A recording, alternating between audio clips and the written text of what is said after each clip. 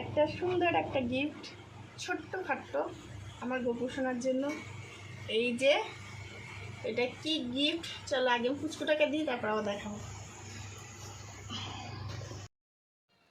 এটা আমার তরফ থেকে পুজোর একটা ছোট্ট গিফট। তো এটা আমার গোপু সোনার জন্য। তো কি আছে চলো তোমাদের সঙ্গে একবার শেয়ার করি, তো তোমরা পুরো ব্লগটা দেখতে থাকো।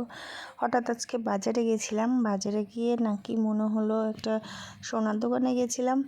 তো যাওয়ার পরে আমার মনে হলো যে আমি কিছু গোপালের জন্য কিছু নিই। তো এই জন্য আমি আমার গোপু সোনার জন্য একটা ছোট্টখাট্ট একটা গিফট নিয়ে এসেছি। তো তোমরা দেখো, এই যে একটা নিয়ে এসেছি একটা চেন আর দুটো হাতের বালা।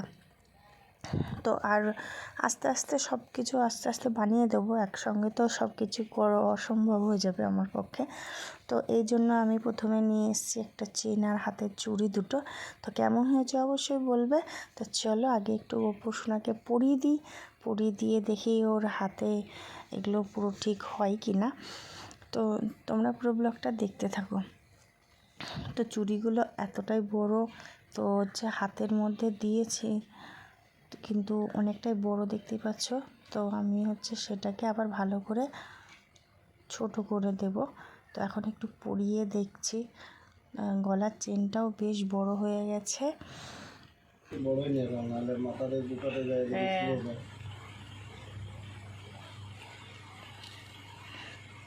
চুলটা ঠিক করে দাও, তাকাও আমার, তাকাও।